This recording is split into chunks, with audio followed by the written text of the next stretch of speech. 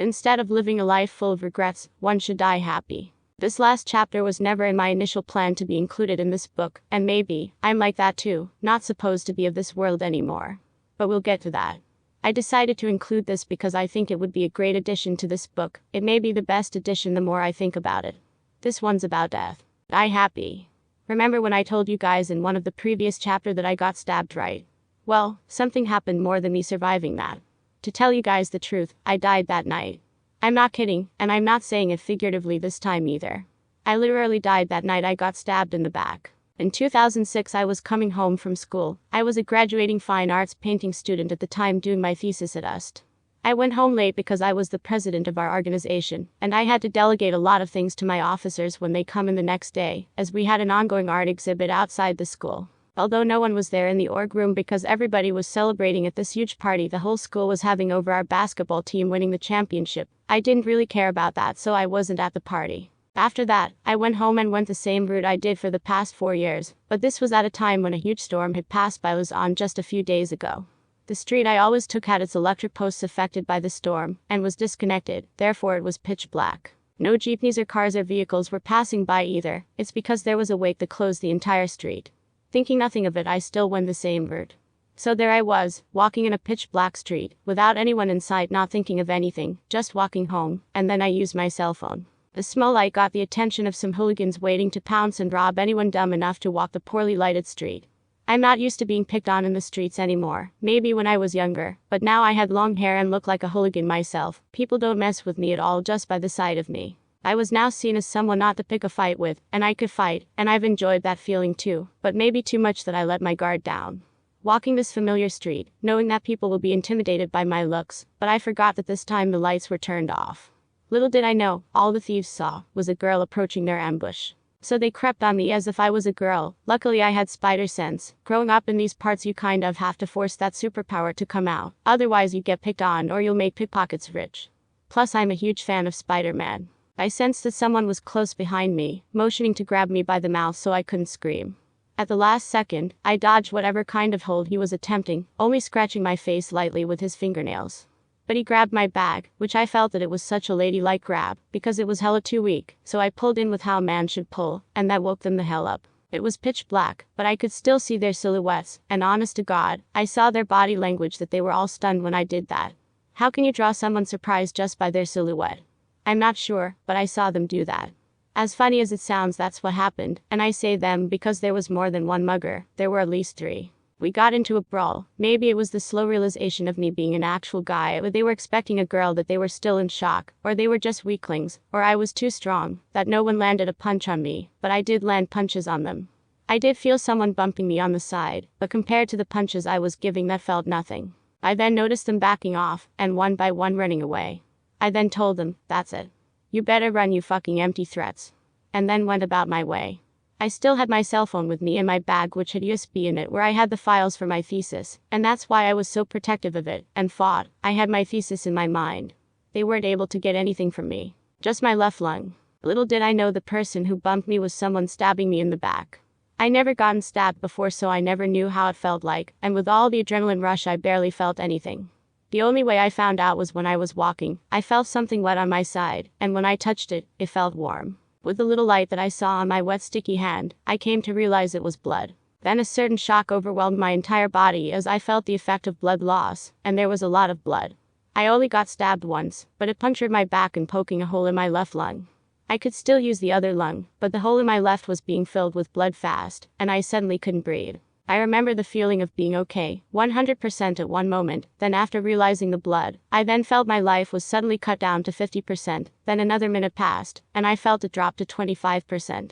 I felt woozy and weak all of a sudden, so I hurried home. I was still 4 blocks away, but at that moment, I felt like I wasn't going to make it.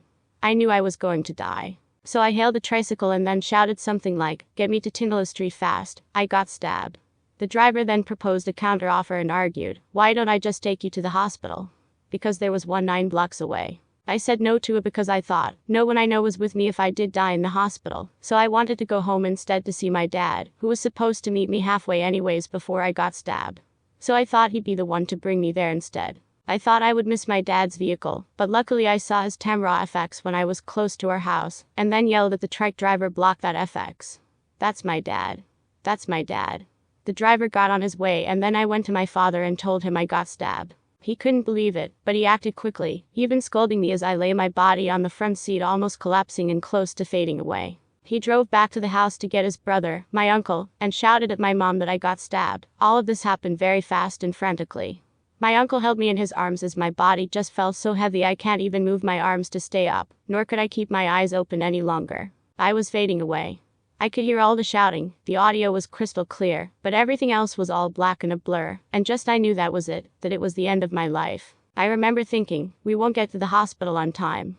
I remember thinking, life's so short, 1 minute you're alive, and then you're not, and dying was so fast. I still had a lot of things I wanted to do, but I just knew that it was over for me. When I realized that I was sure to die, I said to my dad for the first time that I love him, and that I hope he and my mom can forgive me for being so much trouble for them. I could still hear my father scream my name, scolding me that I shouldn't have fought or just given them my belongings. And then I could no longer tell what they were saying. And then that was it, that was the end for me. I faded, disappearing into the darkness. I knew it was the end of my life, for I felt nothing, and so I did die. And I'll share with you what happened in those final moments. In this complete darkness, it was all so dark. It was complete silence, as if someone paused the game, as if time had stopped. I imagined that this is what death is. I suddenly thought I'd finally be able to meet God at least. And then out of the darkness, I saw the word God. It was written in white font, and then it quickly changed the font to another white God, and then another different white font, God quickly changing to another different font, God, and so on, faster and faster, God, God, God, God, God, in different fonts, and it felt like I was going through a tunnel. I asked, is this God? Is this really God? Then a glimmer of light was glowing in the distance, like I was approaching a place, and then all of a sudden, I saw it. I saw billions of stars, countless into the multitude. It was so beautiful. I knew and felt that I was where I was supposed to be, like that feeling you get when you had a long journey and you've come back home. It was a familiar feeling, and I felt happy and overjoyed. I knew it was heaven. I knew all of the stars as God. I was so overflowing with joy that I suddenly thought, me in heaven. I never thought I was ever worthy of heaven. I was crying, or felt like I was crying. I didn't even check if I had a body then, but the emotion that I was feeling was similar to that. I was so much in awe at what I saw before me. I can't explain how much beauty there was. I felt unworthy of getting into heaven and being part of it, because I knew I had been mostly sinful, selfish, and evil most of my life. I never thought I would be worthy to be with God. But there I was, thankful that I was being welcomed back home. As I flowed towards the bright stars, I could see them turning into people, most of them the people who I knew were still alive and well. What I saw was people were all stars. In the distance, we all looked like actual stars, but when the veil was lifted from my eyes, I saw every star as a person, and not as a form of a humanoid being. It's more of one's life. Like every star, when you peer into it, is one man's life. It was like watching a film. Different scenes of him living his life, and not a point of view type where you could see what he saw. It was all footage of that person. Like every person, he's a film that you can watch, of what they're doing in their life's entirety. And imagine seeing billions of stars, and then they all turn to organic light, like some sort of screen in which you can see all of their life, past, present, and maybe even future. It was a sight to see. It was beautiful. It was God. We were all part of God. Getting closer, I saw the people who were closest to me. I saw my parents, and upon seeing them I spoke to them. They couldn't hear me, of course, but I still spoke and even tried to apologize to them for being such trouble and giving them lots of problems when I was growing up. I told them that they should not blame themselves for my death. It was all my fault. Then I saw my 3 sisters, each a star on their own, each close to one another. To which I said to them, that they could have all my stuff and I'm sorry for being an asshole to them at times. But I do love them all, even though I never tell them. And then I saw my best friend. I told him that I'm sorry for leaving him, and for being a dick to him countless times, and never really being there for him when he needs me like he was for me when I needed him. I told him sorry because I could no longer finish my comic book 𝐥𝐢𝐯, which I knew he really liked, and that he would never find out the end of that story. And that he should be the one to continue to finish it because he's also an artist, and I was now dead. Suddenly I thought, wait, my best friend has a different art style, and he doesn't know how the story will end. And so then I thought, oh no. I can't die yet. I have to finish my comic book. I thought that I should go back, that I should finish what I started, and also maybe even share what I've seen in the afterlife. I told God that I need to go back to finish my comic book, but I'll come back. So I turned to go back and left the same way I came in, and before you know it, I was in my body. I was still back at our 𝐸𝐸𝐹X in the pool of my own blood, where my uncle held me and my father was scolding me, not even driving yet to the hospital. It felt like a few hours, maybe even days, that I was out of my body going through the tunnel, seeing all the stars, heaven and God, and all who I ever knew, but going back to this world, it was just a millisecond. My father sped through the streets shortly after, splashing leftover floodwater at bystanders, shouting at him, but he had to hurry, it was an emergency. We got to the hospital and the doctor said, for him to save me, he had to drain all blood out of my left lung, but to do that, he had to put a hose inside that lung. And for him to be able to do that, he needed to slice another hole at a different location in the very same lung to insert the hose. So yeah, I basically got stabbed twice that night. 3 if you count the catheter. Pro tip. Say no to a catheter when it's offered, especially to us guys. Trust me on this. I can take the stabbing, but the catheter. That was a real shocker. Luckily, after all this stabbing, I was stabilized. We never really got a hold of the assholes who did it to me, but I really didn't care. I was alive, and that's all that mattered to me.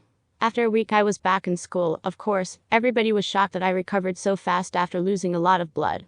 But there I was, back in the org room again, ready to get back to work, to paint and do my thesis. I really don't know how to explain what happened to me that night, but I did some research about it. And through the years, I found out a couple of things, not just about death, but in some afterlife beliefs and the like. A lot of people, and I do mean a lot, have had the same experiences I described, and they call it NDE or near-death experience. Near death, because they've died but maybe not completely, or they did but they went back to our world, the living world, as I did. They've seen the light at the end of the dark tunnel as I did, and was able to feel the same emotions I did. And to tell you guys the truth, it really felt like I was going home, that I did belong there, to begin with. It felt warm and amazing, it felt like heaven. It really felt like God, however one can describe it. To this day, I believe it was him. And I felt so unworthy of being a part of that because I did so many unmentionable things before that point in my life, being bad. I enjoyed killing cats when I was a child, and I always thought that making a comic book 𝐸𝐸𝐲𝐬𝐼 would give me a one-way ticket to hell. That I was never going to be worthy of heaven for all the bad things I've done, and maybe it was the reason I still kept doing bad things because I thought and believed that I was already going to hell. In the end, I realized we were all deserving of heaven. That we, ourselves, will be the judge if we deserve to enter heaven and be with God. That we will be the ones who know that if we did a bad thing, if we meant it, if we did it. That if we do not judge ourselves, we will not be judged. Especially if we have asked for forgiveness internally and are sorry if we have sinned or wronged someone. And if we have regrets, like not finishing what we were meant to do here on earth, that may be what will hold us back from going into heaven as I did. When in our hearts we know that we are not worthy yet, not because of sin, but because of an unfinished business here, and maybe that's a sin too to not fulfill our duty using our God-given gifts. But who am I to say we are worthy really? Even I thought I wasn't. But maybe I was granted a second chance in life to fulfill and give that message, that we're all worthy of it, no matter how evil we think we are. Maybe I was granted back to this life again and not reset and resurrect, via the means of incarnation, this mission, to let everyone know that the key to heaven was a heart fulfilled. Satisfied with having to do all that we can with his gifts. And to share that wisdom with everyone, in the pages of a book like this or on the pages of my comic book 𝐸𝐸𝐲𝐬𝐼. And maybe I got stabbed because that day I was on cloud 9.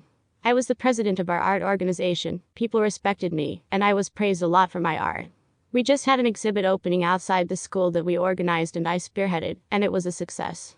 I have great friends and a girlfriend at the time, we didn't even fight that night. I was really satisfied and happy with all that I have and what was going on for me, my art, my career, my personal life, that when I was walking home in the dark, thinking of how good it's been going, of how happy I was, I thought to myself, I can die already. And not a few seconds after I thought of that, I got stabbed. You know the Bible quote where Jesus said, "Ask and you will receive, and your joy will be complete." It's 100% true. I did die. I did get what I want. When we ask for it with our hearts, it comes true. And I was happy and fulfilled, that I earned as well the key to enter heaven. But I asked to be brought back because I felt that I can do even more. That I was thankful that God has given me so many gifts, that I was just beginning, and that I can do 1,000 times more if he gave me another chance. And he did, for I asked, and he gave it to me. All we really need to do is ask. In this world and the next. I once read in the book The Way of the Buddha, which are the Dhammapada, original sayings of the Buddha, this passage. Looking for the maker of this tabernacle, I shall have to run through a course of many births, not finding him, and painful is birth again and again. But now, maker of the tabernacle, you have been seen, you shall not make up this tabernacle again. All your rafters are broken, your ridge pole is sundered, the mind, approaching the eternal, has attained the extinction of all desires. I read that many years after I got stabbed, and had I read this without having to encounter what I saw near death, I might have not understood what the passage meant, and maybe never thought of it again. However, I did go through a near-death experience, and so when I read this passage, it resonated with me, unlike anything in the book. To me it means, we will live many lives, thus we will also suffer many deaths. Over and over again, reincarnating with the same soul from birth to death, one lifetime after the other, and the cycle continues on and on. We come back to life after death because we do not achieve our goals, we are not able to be the best version of ourselves. We put it aside and let superficial things in life such as bills, day jobs, and other trivial things, take over our main task that we neglect our destiny. And we should know this, in fact, we all know what our destiny is, but we have been consistently deceived that we can never attain it. Deceived and fooled by the devil, Mara, or self-sabotage so we do not attain enlightenment. Either way, when we don't follow our heart's desires. So when we die, we reincarnate to get another shot at trying to achieve it again. However, self-doubt sets in again, deluded by illusions and insignificant things, we again forget our goals, put them aside, and the cycle begins again, over and over, with real pain and suffering in each lifetime. We might feel that in each lifetime, we get a bit of knowledge to do what we are here to do and pass it on to the next to not make the same mistake as we did previously. And that might be true, as more of us feel that we need to do something may be the fruit of such regrets from our previous life. And this is why we incarnate with a set destiny in mind, and maybe others are still finding their true purpose in their lifetime. We can only truly end the cycle by following our dreams, the gifts that were given to us, that I believe we ourselves asked for before we were even born and put into this earth. That we all were part of God, and we asked Him to let us live on earth to do something, and since we asked, He gave it to us. And that has been our purpose for living on this earth, and until we attain it, we will stay on this earth, reincarnating and living our lives until we are truly, finally satisfied. That we live so we can see it fulfilled, and once we do, when we die, we no longer need to repeat the cycle, and all our desires are gone. Approaching the eternal has attained the extinction of all desires. Dealt with and left on the earth because they are worldly desires. And our souls are now free of bondage, free of lust, free of desires and want. We are weightless and turn into light, pure, and become stars that we go forward to a new life, to where we truly belong. But no one really tells us that we should achieve our gifts and dreams while we're here on earth, but no. Everyone actually says we should. Especially those who we can see that are fulfilled in life, they are the dream chasers. Those who are happy and successful and satisfied. And some people frown and shit on their message out of envy. We hear them say, don't believe people when they say follow your dreams, I tried to and I failed, now I'm broke. So they're wrong. But only because they think we should follow the same way they achieve their dreams, and not figure out our own way to accomplish it, they got it all wrong. And so other people, with low energy, and no faith, would rather believe this message, because it's easier to believe it, so that they have an excuse, rather than to do something difficult and brave and noble, such as a thing as following one's dreams. And most of us don't because it's terrifying to follow one's dreams. It's not easy to do, even though it's the right path. Unless we have faith and determination, we are not convinced that we should follow our dreams even if it's against the odds. Maybe, for some of us, we have to tap into that message that we can access in our subconscious given to us by our previous life for us to follow our passions and dreams. But only a few get that message, mostly just those who meditate or find out the meanings of their dreams at night will understand and know of it. And try as they might to convince others to do the same. As I said before, most of us are busy with meaningless things, focused instead on video games, gossip, and some girl they put on a pedestal who doesn't really love them. They all couldn't be bothered taking time to ask themselves what is their true purpose in life. But for those, even against the odds of being alive on this earth, follow their dreams. We sense, and may even, like me, get a glimpse at the real form of man, being as lights and stars. That we do not prioritize superficial things that go against our dreams. Knowing that we should only be temporarily bound to this earth, to leave it, by not being weighed down by our desires. And for some of us who have come back from our near-death experience, we will know our true mission, to finish what we started, or at least to use our gifts to the fullest, and the reward of release that awaits. For me, that is what it meant by having to have seen the tabernacle. That we have glimpsed of the eternal and that we truly belong to something heavenly and cosmic, and not what binds us to this material world.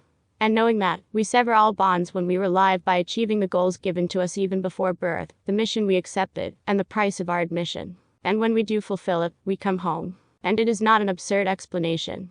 I may not go to Buddhist temples for meditation and lectures, but reading their book, this passage stood out. As well as a lot of passages about letting go of desires are mentioned, which is the key to nirvana. This is why indigenous tribes often put their children to the test of manhood. Either he is put through a physically taxing task, almost dying, and even given drugs or hallucinogens while near death, so that he may glimpse the divine, the door to heaven. And when he gets back after his near-death experience, he will have a clear understanding that this life is finite, of how real death is, and the mission he is put here to do. And when he lives, when he survives the initiation, he is now called a man. It's a ritual initiation that has been done on all tribes of the world, wherever part of the world. We still do some sort of initiation nowadays, albeit a more tamed one, and nothing involving the near-death experiences it should actually have. Here in the Philippines alone, we only get circumcised to be seen as a man, and it helps with our changing bodies in puberty, but it's nothing like how the ZEN youths make the transition from childhood to adulthood, enduring bites from scores of tucandera, parapanera clavata, known in English as the bullet ant, because its bite causes pain comparable with that of being shot. We don't see the divine in circumcision. It's an important part of our culture, and I'm proud to have gone through it, and will have to ask my son when he's old enough to go through the same, and sure we feel pain and blood, but not to the point we value our life because we came close to death. It's just not the same thing, especially if we can opt to have anesthesia. In a National Geographic video I saw about the 𝐷𝐸𝐻 initiation of the tribe with bullet ants, the narrator said, as the chief sees it, the ritual not only marks the initiate entrance into adulthood, it makes them better men. And then the chief says to the camera, if you live your life without suffering anything, or without any kind of effort, it won't be anything to you. We have completely erased this aspect of manhood in the modern day that we do not even know it should be done. That we ought to feel some sort of suffering to realize the true meaning of life, and grasp our true reason for being. When we do not go through any kind of initiation, we are stunted men, we wander off as wankers and criminals, we have no moral compass, and we destroy instead of create. We cheat others and we do not help other men achieve greatness and independence. Instead, we pull them down when they get any sort of success. Evil incarnate, because we have not glimpsed of the divine, we do not have faith, nor proof it is real. We have not seen it or felt it because we have not died and come back alive, or went to the brink of death, nor suffered through a ritual initiation. Nowadays, there are other kinds of false or pseudo-initiations like hazing or being introduced into a gang in and out of prison, which are not real initiation of being a man, as Moore and Gillette discussed in their great book about manhood, King, Warrior, Magician, Lover, to which they discussed and explored, that we all know about this rite of passage of manhood even subconsciously. We long for it and we lack it in today's society. We know something is lacking in our lives, but no one will tell us the way to know our true paths. Even mentors, shamans, and elders of tribes are missing in our societies, as they are the one who initiates the initiation and the need for it. Because we have been duped into focusing on tasks like finding a job, paying rent, and buying expensive cars. We thought that what it takes to be a man is being a provider, having money, bringing home the bacon, and the food, and having a good shelter for oneself and his family. Don't get me wrong, all of that are important and are part of the initiation to being a man. However, it is only a byproduct of being a true man. As we all know and probably noticed, see, anyone can get a job and provide food and shelter, but he is still not a man, he's a man-child. A tyrant, he is a person whose age doesn't reflect his character. He is immature, a liar, and a coward. He bails out on you when shit gets real. He thinks that if he has money and wealth it is enough. And yet, so many people that we have seen have money and wealth, and have a house, but there is lacking in their manhood because they do not follow their dreams. So it is not the money or having a house, or being able to hunt food, or being responsible to the family that makes a man, and again those are still on the list too, but first, it is when he knows his mission in life that he can be fully formed. The rest will follow if he is 100% committed to his God-given gifts and purpose, and is claiming his destiny. People can tell apart a man when he is a man of destiny or a man of second-guessing too. There is a fire in a man who chases his dreams, he does not waste time, and his love and his words are real. He might not have a mansion, yet, but his soul beams light, and anyone who listens to him is awakened, and they too live an illuminated life. However, the other man might have all the material things, gains, and provisions one can want in a lifetime, but he still feels lacking, unsatisfied, and unfulfilled. Something is missing, and people can also tell. The shallow conversations, the wasting of time on frivolous pursuits and unimportant trinkets. People leave him after glimpsing his limited wisdom if there is any, and everyone around him is shrouded in darkness to further their sleep. He has all material desires, but still doesn't have everything for the thing he is looking for as his purpose, the one thing he cannot buy. He actually knows what his true purpose is, he is just too much of a coward to pursue it, because it's far harder than anything he has done before. Therefore he will repeat the endless cycle of life, over and over again, until one day he wakes up spiritually after trying out everything else, and finding out nothing makes him happy. He will finally take the risks, and when he does, he will feel that this is his path in life, and by the act of finally taking the plunge following his passion that he will, at last, get a glimpse of heaven. And the message is that if we want to go to heaven, if we really want to be with God, we have to finish what we started, create what we want, and truly want to make while we're alive. Because truthfully, we will all soon die and we all have a limited time. to fulfill our destiny of accomplishing our divine abilities here, so that when we go home, we have no regrets. That we don't need to return to this life or after dying, to be reincarnated for us to complete our unfinished destiny. In Isaiah 1:18 it says, "Come now, let us settle the matter, says the Lord. Though your sins are like scarlet, they shall be as white as snow. Though they are red as crimson, they shall be like wool." I believe the scarlet being said here is our bodies, that we will leave our bodies to join God when we are ready to come home. That our bodies are filled with sin and earthly desires, it is limited and mortal. That our blood is red and crimson, but He will make it white as wool. From the meat we are dwelling in now, we become light and starts beaming of light. And we are only really able to do so if, for our part, we have settled the matter in this world, achieving our goals and aspirations, the reason we came down here in the first place. And when we have fulfilled our destiny, and our talents, and given and used our gifts that God gave to the fullest, we can finally join Him and live a new life with Him and all others, without darkness or baggage, as beings pure of light. In the end, God, who is ourselves, would only want for us to finish our business here, to live a life without regrets, and for all of us to die happy, at least not just yet.